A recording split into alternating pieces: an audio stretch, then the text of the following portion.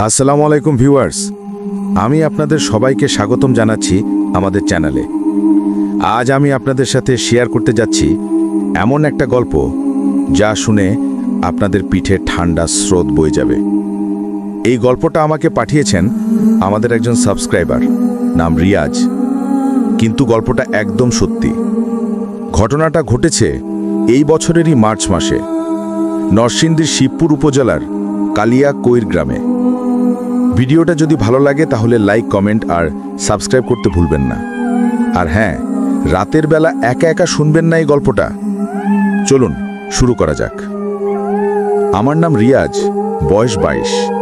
আমি নরসিংদীর শিবপুর উপজেলার কালিয়াকৈর গ্রামের ছেলে।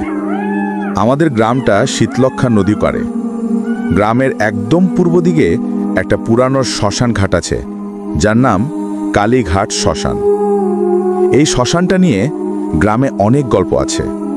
বলা হয় এখানে প্রায় 300 বছর ধরে লাশ পোড়ানো হচ্ছে, আর রাতের বেলা কেউ এদিকে আসে না। গত বছরের 28 মার্চ, এটা ছিল একটা বুধবার, আমার 3 জন বন্ধু আমাদের বাড়িতে এসেছিল। তারা হলো সোহেল, রাকিব আর তানভীর। আমরা 4 জনই একসাথে ঢাকা কলেজে পড়ি। সন্ধ্যের পর আমরা বাড়ির ছাদে বসে আড্ডা দিচ্ছিলাম। হঠাৎ করে সোহেল বলল, রিয়াজ, তোর গ্রামের ওই শ্মশান ঘাটের কথা তো অনেক শুনলাম, কিন্তু সেখানে কি আসলেই ভূত আছে? আমি হেসে বললাম, কেন, তুই বিশ্বাস করিস না? আরে না ভাই, রাকিব বলল, আমরা কেউই বিশ্বাস করি না এসব অন্ধবিশ্বাসে। তখন তানভীর একটা বাজে প্রস্তাব দিল। সে বলল, তাহলে চল একটা চ্যালেঞ্জ করি, কে পারবি একা একা সারা রাত ওই শ্মশানে কাটাতে? আমার গা শিউরে উঠল, কিন্তু বন্ধুদের সামনে ভয় দেখানো যায় না, তাই বললাম, কেন, আমি পারবো না? পারলে প্রমাণ করে দেখা। সোহেল বলল, আজকের রাতেই। কিন্তু হ্যাকা কেন? আমি জিজ্ঞেস করলাম। একলা না গেলে তো চ্যালেঞ্জ হবে না। রাকিব বলল, তুই রাত 12টার সময় শ্মশানে যাবি, সকাল 6টা পর্যন্ত থাকবি, আর ফজরের আজানের সময় বেরিয়ে আসবি। আমরা সকালে গিয়ে তোকে নিয়ে আসব। আমি একটু চিন্তায় পড়ে গেলাম, কিন্তু তখনও আমি জানতাম না এই সিদ্ধান্তটা আমার জীবনের সবচেয়ে ভয়াবহ ভুল হতে যাচ্ছে। অবশেষে আমি রাজি হয়ে গেলাম। ঠিক আছে, আমি যাব। বন্ধুরা খুশি হয়ে গেল। তারা আমার সাথে বাজি ধরল, যদি আমি সফল হই তাহলে তারা আমাকে 5,000 টাকা দেবে, আর যদি ব্যর্থ হই তাহলে আমি তাদেরকে 2,000 টাকা দেব। সেদিন রাত 11টার দিকে আমি প্রস্তুতি নিতে শুরু করলাম। সাথে নিলাম একটা টর্চ লাইট, মোবাইল ফোন আর একটা ছোট কম্বল, আর পকেটে রাখলাম একটা তাবিজ, যেটা আমার নানি আমাকে দিয়েছিলেন। রাত 11:30টার সময় আমি বাড়ি থেকে বের হলাম। বন্ধুরা আমাকে শ্মশান পর্যন্ত পৌঁছে দিয়ে চলে গেল। কালীঘাট শ্মশানটা আমাদের গ্রাম থেকে প্রায় 2 কিলোমিটার দূরে, শীতলক্ষা নদীর পাশেই। চারদিকে বড় বড় শিমুল আর অশ্বত্থ গাছ। রাতের অন্ধকারে গাছগুলো দেখতে যেন দানবের মতো লাগছিল। শ্মশানের ঢোকার মুখে একটা পুরানো লোহার গেট। গেটটা ভাঙা, অর্ধেক খোলা অর্ধেক বন্ধ। আমি গেটের ফাঁক দিয়ে ভিতরে ঢুকলাম। ভিতরে ঢুকতেই আমার নাকে এলো পুড়ে যাওয়া কাঠ আর ছাইয়ের গন্ধ। চারদিকে ছড়িয়ে ছিটিয়ে আছে চিতার অবশিষ্টাংশ। কয়েকটা জায়গায় ছাই পড়ে আছে, যেন সেদিনই কেউ পুড়িয়েছে। আমি টর্চের আলো জ্বালিয়ে চারদিক দেখতে লাগলাম। শ্মশানের মাঝখানে একটা পুরানো মন্দির। মন্দিরের সামনে একটা বড় গাছের নিচে আমি বসার জায়গা খুঁজে নিলাম। ঘড়িতে তখন রাত 12:15। আমি কম্বলটা বিছিয়ে বসলাম। মনে মনে ভাবলাম, আর মাত্র 6 ঘন্টা, এরপরেই সকাল হয়ে যাবে। প্রথম 1 ঘন্টা কেটে গেল স্বাভাবিকভাবে। আমি মোবাইলে গেম খেললাম, গান শুনলাম, কিন্তু রাত 1টার পর থেকেই অস্বাভাবিক কিছু হতে শুরু করলো। প্রথমে আমার মনে হলো যেন কেউ আমাকে ডাকছে, খুব আস্তে আস্তে, রিয়াজ, রিয়াজ।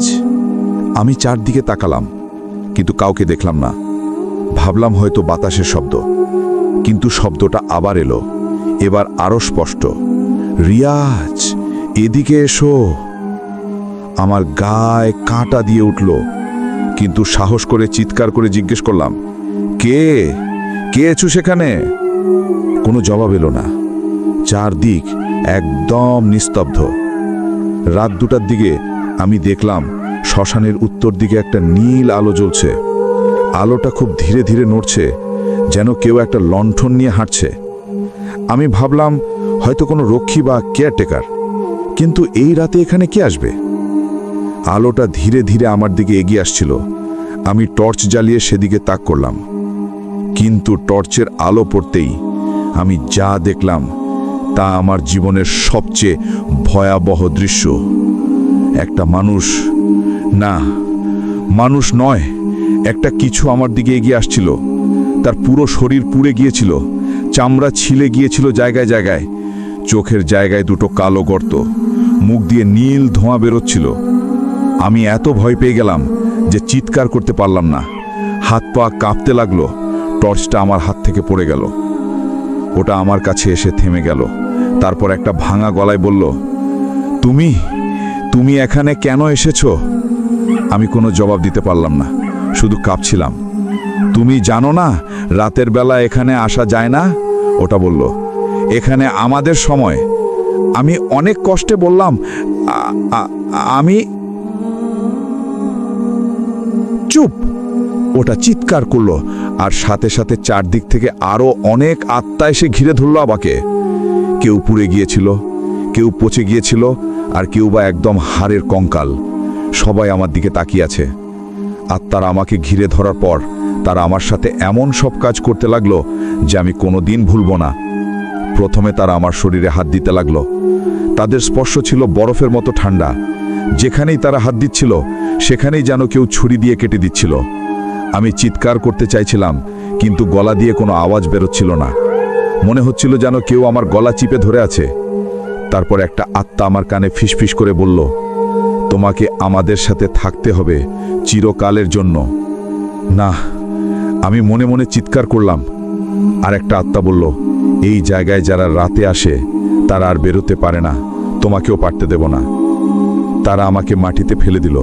তারপর সবাই মিলে আমার চারদিকে নাচতে লাগলো, এমন ভয়ঙ্কর নৃত্য যা দেখে আমার মাথা ঘুরে যাওয়ার উপক্রম হলো। তাদের চোখ জ্বলজ্বল করছিল লাল আগুনের মতো, মুখ দিয়ে এমন ভয়ঙ্কর হাসি যা শুনলে মানুষের হার্ট অ্যাটাক হতে পারে।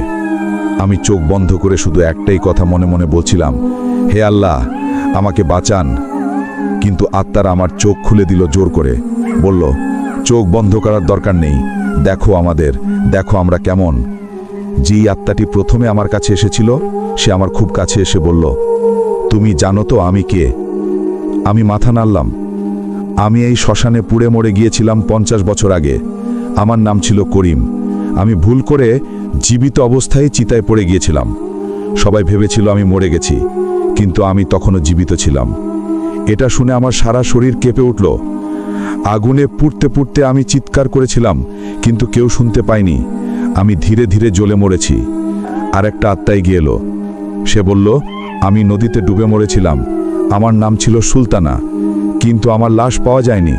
তাই আমার পরিবার আমাকে খুঁজতে খুঁজতে পাগল হয়ে গেছে। আমি চাই তাদের সাথে দেখা করতে। তৃতীয় আত্মা বলল, আমি হার্ট অ্যাটাকে মরেছিলাম, কিন্তু আমার কিছু কাজ বাকি ছিল, সেগুলো শেষ না করা পর্যন্ত আমি শান্তি পাব না। এভাবে একটার পর একটা আত্মা তাদের মৃত্যুর গল্প বলতে লাগলো। আমি শুনতে শুনতে আরো ভয় পেতে লাগলাম। তারা সবাই বলল, আমরা এখানে আটকে আছি, আমাদের মৃত্যুর কারণে আমরা শান্তিতে থাকতে পারি না। তাই আমরা চাই যে কেউ আমাদের কষ্ট বুঝুক। রাত 3টার দিকে আত্মারা আমার সাথে একটা খেলা শুরু করলো। তারা বলল, তুমি যদি আমাদের 3টা পরীক্ষায় পাশ করতে পারো তাহলে আমরা তোমাকে ছেড়ে দেব, না হলে তোমাকে আমাদের সাথেই থাকতে হবে। প্রথম পরীক্ষাটা ছিল তাদের সাথে খাবার খাওয়া। তারা আমার সামনে একটা থালা রাখলো। থালায় ছিল পচা মাংস, কীটপতঙ্গ আর ছাই। খাও, তারা বলল, এটা খেলে তুমি আমাদের একজন হয়ে যাবে। আমি সাফ জানিয়ে দিলাম, আমি এটা খেতে পারবো না। তারা রেগে গেল, বলল, তাহলে তুমি প্রথম পরীক্ষায় ফেল, এবার দ্বিতীয় পরীক্ষা। দ্বিতীয় পরীক্ষায় তারা আমাকে নদীতে ঝাঁপ দিতে বলল। তারা বলল, যদি তুমি নদীতে ডুবে থাকতে পারো 10 মিনিট তাহলে তুমি পাস। আমি জানতাম এটা আমার মৃত্যু হবে, তাই আমি বললাম, আমি এটাও করতে পারবো না। তারা আরো রেগে গেল, তুমি 2টো পরীক্ষায় ফেল করেছো, এবার শেষ পরীক্ষা, এটাই ফেল করলে তোমার কোনো রক্ষা নেই। তৃতীয় পরীক্ষায় তারা বলল, তুমি আমাদের একটা গোপন কথা ভাবো, এমন কিছু যেটা তুমি কোনোদিন কাউকে বলনি। আমি ভাবলাম এটা অন্তত পক্ষে করা যায়। তাই আমি বললাম, আমি ছোটবেলায় একবার আমার মায়ের গহনা চুরি করে বিক্রি করে দিয়েছিলাম, কিন্তু কাউকে বলিনি। আর তারা হেসে উঠল, এটা তো কোনো গোপন কথাই না, আরো ভয়ঙ্কর কিছু বলো। আমি আরো কিছু গোপন কথা বললাম, কিন্তু তারা সন্তুষ্ট হলো না। শেষে তারা বলল, তুমি তৃতীয় পরীক্ষায়ও ফেল, এবার তোমার সাজা। আর তারা আমাকে সাজা দেওয়ার জন্য এমন সব কাজ করলো যা বর্ণনা করতেও গা গুলিয়ে ওঠে। প্রথমে তারা আমার হাত পা বেঁধে দিল অদৃশ্য দড়ি দিয়ে। আমি নড়তে পারছিলাম না। তারপর তারা আমার শরীরের সব জায়গায় কামড় দিতে লাগলো। তাদের কামড় ছিল আগুনের মতো গরম, মনে হচ্ছিল যেন কেউ লাল ভিতরি লোহা দিয়ে পুড়িয়ে দিচ্ছে। আমি চিৎকার করতে চাইছিলাম, কিন্তু গলা দিয়ে কোনো শব্দ বেরোচ্ছিল না। তারপর তারা আমার কানে এমন সব ভয়ঙ্কর শব্দ শোনাতে লাগলো যা শুনলেই মানুষের কান ফেটে যেতে পারে। কখনো ছিল চিৎকার, কখনো কান্না, কখনো বা অদ্ভুত হাসি। তারা আমার চোখের সামনে এমন সব দৃশ্য দেখাতে লাগলো যা দেখে আমার মাথা ঝিমঝিম করতে লাগলো। কখনো দেখছি পচা লাশ, কখনো দেখছি কাটা মাথা, কখনো বা দেখছি জ্বলন্ত চিতা। আমি মনে মনে শুধু একটাই কথা বলছিলাম, হে আল্লাহ, ফজরের সময় এখনো কত দেরি। কিন্তু সময় যেন আর যেতেই চাইছিল না। মনে হচ্ছিল যেন রাত চিরকালের জন্য থেমে গেছে। রাত 4টার দিকে আত্মারা আমার সাথে আরেকটা নতুন খেলা শুরু করলো। তারা আমার মাথায় হাত রেখে আমার সব স্মৃতি মুছে দিতে চাইল। তুমি তোমার নাম ভুলে যাও, একটা আত্মা বলল।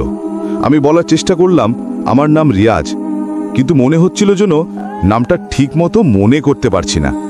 তুমি তোমার বাড়ির কথা ভুলে যাও, আরেকটা আত্মা বলল। আমি আমার বাড়ির ছবি মনে আনার চেষ্টা করলাম, কিন্তু সব ঝাপসা হয়ে যাচ্ছিল।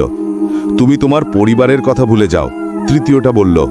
আমি আমার মা বাবার মুখ মনে করার চেষ্টা করলাম, কিন্তু তাদের চেহারা মনে করতে পারছিলাম না। আমি ভয়ে ভয়ে বললাম, আমার সাথে কি হচ্ছে? আত্মারা হেসে বলল, তুমি ধীরে ধীরে সব ভুলে যাচ্ছ, শীঘ্রই তুমি একটা খালি মানুষ হয়ে যাবে। তারপর আমরা তোমাকে আমাদের মতো বানিয়ে নেব। আমি প্রাণপণে চেষ্টা করতে লাগলাম আমার স্মৃতিগুলো ধরে রাখার, আমার মায়ের হাতের রান্নার কথা, বাবার সাথে মাছ ধরার কথা, বন্ধুদের সাথে আড্ডার কথা, কিন্তু সব যেন ধোঁয়ার মতো উড়ে যাচ্ছিল। আমি আতঙ্কে চিৎকার করে উঠলাম, না, আমি আমার পরিবারকে ভুলতে পারবো না। আমি রিয়াজ, আমি কালিয়াকৈর গ্রামের ছেলে। কিন্তু আত্মারা আরো জোরে আমার মাথায় চাপ দিল। মনে হচ্ছিল যেন কেউ আমার মগজের ভিতরে হাতুড়ি দিয়ে পেটাচ্ছে। রাত 4:30টার দিকে যখন আমি প্রায় আত্মসমর্পণ করে দিয়েছি, তখন হঠাৎ আমার পকেটের তাবিজটা গরম হতে শুরু করলো। নানি আমাকে যে তাবিজটা দিয়েছিলেন সেটা জ্বলে উঠল নীল আলোয়। আত্মারা সেই আলো দেখে পিছিয়ে গেল। এটা কি? প্রথম আত্মাটা ভয়ে ভয়ে বলল। আমি বুঝতে পারলাম তাবিজটায় কোনো বিশেষ ক্ষমতা আছে। আমি সেটা হাতে নিয়ে সামনে তুলে ধরলাম। আত্মারা আরও পিছিয়ে গেল। তারা বলল, এই তাবিজ আমাদের ক্ষতি করতে পারে না, কিন্তু এটা তোমাকে সাময়িক সময় দেবে। আমি তাবিজটা শক্ত করে চেপে ধরলাম, তারপর মনে মনে দোয়া পড়তে লাগলাম। আত্মারা কিছুক্ষণ দূরে থেকে আমাকে দেখতে লাগলো। তারপর তারা বলল, ঠিক আছে, আমরা একটু অপেক্ষা করব, তোমার তাবিজের ক্ষমতা শেষ হলেই আমরা আবার আসব। এই বলে তারা সবাই অদৃশ্য হয়ে গেল। কিন্তু আমি জানতাম তারা আশেপাশেই কোথাও লুকিয়ে আছে। রাত 5টার দিকে তাবিজের আলো ধীরে ধীরে কমতে যেতে লাগলো। আমি বুঝতে পারলাম এটার ক্ষমতা শেষ হয়ে যাচ্ছে। আর তারা আবার দেখা দিল। তারা বলল, দেখেছো, তোমার তাবিজ আর কাজ করছে না, এবার আমাদের সময়। আমি আতঙ্কে জিজ্ঞেস করলাম, এখন কটা বাজে? এখনো অনেক সময় বাকি। তারা হেসে বলল, সকাল হতে অনেক দেরি। কিন্তু আমি জানতাম ফজরের সময় ঘনিয়ে আসছে। আমাকে যে করেই হোক আরও একটু সময় পার করতে হবে। আমি নানির শেখানো একটা দোয়া পড়তে শুরু করলাম। আমি জানতাম না এটা কাজ করবে কিনা, কিন্তু এটাই ছিল আমার শেষ ভরসা। আয়াতুল কুরসি পড়ছিস? একটা আত্মা বলল। এটা আমাদের তেমন কিছু করতে পারবে না। কিন্তু আমি পড়তেই থাকলাম, আর দেখলাম যে আত্মারা একটু দূরত্ব বজায় রাখছে। আমি বুঝতে পারলাম দোয়া তাদের সরাসরি ক্ষতি করতে পারছে না, কিন্তু তাদের কাছে আসতে বাধা দিচ্ছে। রাত 5:30টার দিকে আত্মারা তাদের শেষ এবং সবচেয়ে ভয়ঙ্কর আক্রমণ শুরু করলো। তারা সবাই মিলে আমার চারদিকে একটা কালো বৃত্ত তৈরি করলো। বৃত্তের ভিতরে এমন অন্ধকার যে আমি নিজের হাতও দেখতে পাচ্ছিলাম না। তারপর তারা সেই অন্ধকারের ভিতরে আমার উপর হামলা করতে শুরু করলো। কখনো মনে হচ্ছিল কেউ আমাকে আঁচড়াচ্ছে, কখনো মনে হচ্ছিল কেউ কামড় দিচ্ছে, কখনো মনে হচ্ছিল কেউ গলা টিপে ধরে আছে। আমি শ্বাস নিতে পারছিলাম না, চোখে কিছু দেখতে পাচ্ছিলাম না, শুধু চারদিক থেকে ভয়ঙ্কর চিৎকার আর কান্নার আওয়াজ আসছিল। আমার মনে হচ্ছিল যেন আমি মরে যাচ্ছি, হৃৎস্পন্দন থেমে যাচ্ছে, শরীরের সব শক্তি শেষ হয়ে যাচ্ছে। আমি মনে মনে বললাম, হে আল্লাহ, এই বুঝি আমার শেষ সময়, আপনি আমাকে মাফ করে দিন। কিন্তু ঠিক তখনই, ঠিক রাত 5:45 দূর থেকে ভেসে এলো ফজরের আজান। আল্লাহু আকবার, আল্লাহু আকবার। আজানের আওয়াজ শোনা মাত্র সব আত্মা চিৎকার করে উঠল। তারা বলল, না, এখনই সময় শেষ হয়ে গেল। আমার চারদিকের অন্ধকার হঠাৎ করে কেটে গেল। আত্মারা একটার পর একটা অদৃশ্য হতে লাগলো। আমরা যাচ্ছি, প্রথম আত্মাটা বলল, কিন্তু মনে রেখো, তুমি আমাদের দেখেছ, আর যে আমাদের দেখে সে সারা জীবন আমাদের স্মৃতি বয়ে বেড়ায়। তুমি আর কোনোদিন স্বাভাবিক জীবনযাপন করতে পারবে না। দ্বিতীয়টা বলল, আমরা তোমার স্বপ্নে আসব, তোমার একাকিত্বে আসব, তুমি আমাদের থেকে পালাতে পারবে না। তৃতীয়টা বলল। এই বলে সবাই অদৃশ্য হয়ে গেল, চারদিকে একদম নিস্তব্ধ হয়ে গেল। কিন্তু আমি তখন এমন অবস্থায় যে নড়তে পারছিলাম না, কথা বলতে পারছিলাম না, শুধু চোখ খোলা রেখে আকাশের দিকে তাকিয়েছিলাম। সকাল 7টার দিকে আমার 3 বন্ধু শ্মশানে এসে পৌঁছালো। তারা আমাকে খুঁজে খুঁজে গাছের নিচে পেল। রিয়াজ, রিয়াজ, সোহেল চিৎকার করলো, কিন্তু আমি কোনো সাড়া দিলাম না। আমি শুধু আকাশের দিকে তাকিয়েছিলাম, চোখের পাতা পড়ছিল না। রাকিব আমার নাড়ি দেখলো, বলল, নাড়ি আছে কিন্তু একদম দুর্বল।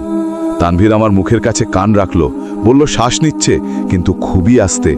তারা আমাকে কোলে করে নিয়ে গেল, গ্রামের ডাক্তারের কাছে নিয়ে গেল। ডাক্তার আমাকে দেখে বলল, ইনি শকে আছেন, খুব ভয় পেয়েছেন, তাড়াতাড়ি হাসপাতালে নিয়ে যান। তারা আমাকে নরসিংদী জেনারেল হসপিটালে ভর্তি করালো। হাসপাতালে 2 দিন আমি অচেতন অবস্থায় ছিলাম। তৃতীয় দিন আমার জ্ঞান ফিরল। ডাক্তার আমাকে জিজ্ঞেস করলো, কি হয়েছিল, কেন আপনি এই অবস্থায় গেছেন? আমি বলার চেষ্টা করলাম, কিন্তু কথাগুলো গলা দিয়ে বেরোতে চাইল না। বন্ধুরা এসে জিজ্ঞেস করলো, রিয়াজ, কি হয়েছিল সেই রাতে? আমি অনেক কষ্টে ফিসফিস করে বললাম, আত্মা, অনেক আত্মা। তারা প্রথমে বিশ্বাস করলো না, ভাবলো আমি হ্যালুসিনেশনে ভুগছি। কিন্তু আমি যখন সেই রাতের পুরো ঘটনা বর্ণনা করলাম, তাদের চেহারা ফ্যাকাশে হয়ে গেল। সোহেল বলল, আমরা জানতাম না যে সত্যি এরকম কিছু হতে পারে। রাকিব বলল, আমাদের ক্ষমা করে দে রিয়াজ, আমরা তোকে এই বিপদে ফেলেছি। তানভীর বলল, আমরা আর কোনোদিন এরকম চ্যালেঞ্জ নেব না। 1 সপ্তাহ পর আমি হাসপাতাল থেকে ছাড়া পেলাম, কিন্তু আমি আর আগের মতো রইলাম না। আমি রাতে ঘুমোতে পারতাম না, চোখ বন্ধ করলেই সেই আত্মাদের মুখ ভেসে উঠত। দিনের বেলাও মাঝে মাঝে মনে হতো যেন কেউ আমাকে ডাকছে, কেউ আমার পিছু নিচ্ছে। আমার পরিবার আমাকে অনেক দামি ডাক্তার দেখিয়েছে, সাইকিয়াট্রিস্ট দেখিয়েছে, কিন্তু কেউ আমার সমস্যার সমাধান দিতে পারেনি। আমি বুঝতে পারলাম যে সেই রাতে আমার সাথে যা হয়েছিল সেটার প্রভাব আমার উপর চিরকালের জন্য থেকে যাবে। আত্মারা সত্যিই বলেছিল, তুমি আমাদের থেকে পালাতে পারবে না। এখন 6 মাস হয়ে গেছে, আমি ধীরে ধীরে স্বাভাবিক জীবনে ফিরে আসার চেষ্টা করছি, কিন্তু সেই রাতের স্মৃতি আমাকে ছাড়ে না। মাঝে মাঝে হঠাৎ করে মনে হয় যেন কেউ আমার পাশে দাঁড়িয়ে আছে। আমি আর কোনোদিন রাতে একা বাইরে যাই না, শ্মশানের কাছেও যাই না। আমার বন্ধুরা আমাকে অনেক সাহায্য করেছে, তারা আমার সাথে থেকেছে, তারা আমাকে কখনো একা রাখেনি। কিন্তু আমি জানি সেই আত্মারা এখনো আমাকে দেখছে, তারা অপেক্ষা করছে কোনো একটা সুযোগের জন্য। আমি প্রতিদিন দোয়া পড়ি, নামাজ পড়ি, কোরআন তেলাওয়াত করি, এইটুকুই আমার ভরসা। আমার এই ঘটনা গ্রামে ছড়িয়ে পড়ার পর অনেক কিছু পরিবর্তন হয়েছে। গ্রামের বুজুর্গরা বলেছে, আমরা তো বলেছিলাম কালীঘাট শ্মশানে রাতে যেতে নেই। অনেকে বলল, রিয়াজের সাথে যা হয়েছে সেটা একটা সতর্কতা আমাদের সবার। গ্রামের ইমাম সাহেব বলেছে, আল্লাহ রিয়াজকে বাঁচিয়েছেন, না হলে সে আর ফিরতে পারত না। এখন আর সেই শ্মশানের কাছে কেউ রাতে যায় না, এমনকি দিনের বেলাও কম লোক যায়। কিন্তু আমি জানি সেই আত্মারা এখনো সেখানে আছে, তারা অপেক্ষা করছে নতুন কোনো শিকারের জন্য। আজও যখন আমি এই গল্প বলি, আমার সারা পুরো শরীর কেঁপে ওঠে। সেই রাতের প্রতিটি মুহূর্ত আমার মনে অক্ষয় হয়ে রয়েছে। আমি জানি অনেকে আমার কথা বিশ্বাস করবে না, তারা বলবে এটা আমার কল্পনা। কিন্তু যারা সত্যিকারে অতিপ্রাকৃত কিছুর মুখোমুখি হয়েছে, তারা জানে এই ভয় কেমন। আমার জীবন এখন 2 ভাগে বিভক্ত, সেই রাতের আগের জীবন আর সেই রাতের পরের জীবন। আগের রিয়াজ আর নেই, আমি এখন একটা ভিন্ন মানুষ, যে মানুষ জানে এই পৃথিবীতে এমন অনেক কিছু আছে যা আমাদের বোধের বাইরে। আমি এই গল্প সবার সাথে শেয়ার করেছি একটাই কারণে, যাতে কেউ আমার মতো ভুল না করে, যাতে কেউ এমন জায়গায় এমন চ্যালেঞ্জ নিয়ে না যায়। কিছু কিছু জায়গা আছে যেখানে মানুষের যাওয়া উচিত নয়, বিশেষ করে রাতের বেলা। কিছু কিছু অভিজ্ঞতা আছে যা একজন মানুষকে চিরকালের জন্য পরিবর্তিত করে দেয়। আমি এখন চেষ্টা করি স্বাভাবিক জীবন কাটাতে, পড়াশোনা করি, বন্ধুদের সাথে সময় কাটাই, কিন্তু সেই রাতের ছাপ আমার মন থেকে কখনো যাবে না। মাঝে মাঝে রাতে জেগে থাকি, জানালার বাইরে তাকাই, মনে হয় যেন কেউ আমাকে দেখছে। আমি জানি এই ভয় আমাকে সারা জীবন তাড়িয়ে বেড়াবে, কিন্তু আমি হাল ছাড়ব না।